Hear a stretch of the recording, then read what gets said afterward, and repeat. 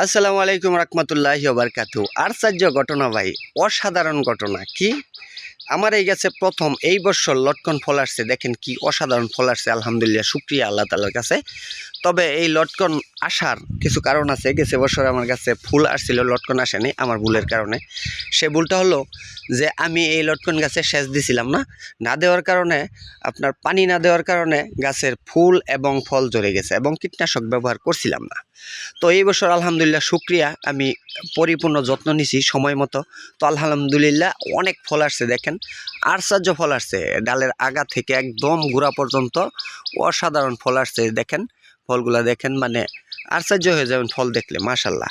তো প্রথম অবস্থায় আমার কাছে এতগুলা ফল আল্লাহ তাআলা দিছে, আল্লাহর নিয়ামত, শুকরিয়া আদায় করি আল্লাহ তাআলার।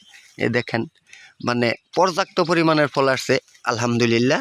তো আপনারা যারা লটকন চাষ করবেন তারা মানে করতে পারেন, এবং এই জাতটাও খুব সুন্দর, একটা ভালো জাত। কিন্তু দেখেন লটকনগুলো কি সুন্দর সাদা দবদবা এবং ফ্রেশ। আমি পরিপূর্ণ যত্ন নিছি গাছের, আলহামদুলিল্লাহ শুকরিয়া।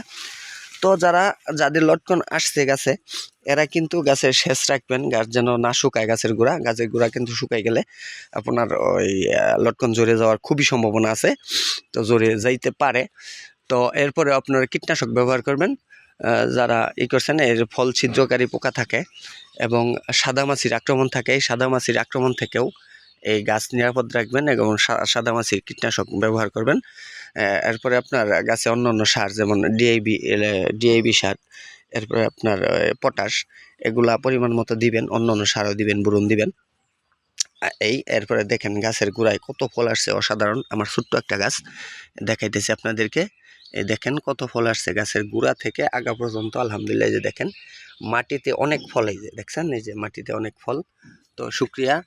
তো যারা এই বিষয়ে মানে বৃক্ষপ্রেমী এবং ফলপ্রেমী, তারা আপনারা চারা সংগ্রহ করে রোপণ করতে পারেন, এবং এই লটকনের চারা গজানোর, এই লটকনের বীজ যে আছে, এই বীজটা নিয়ে আপনারা চারা গজাইতে পারেন শুকাইয়া।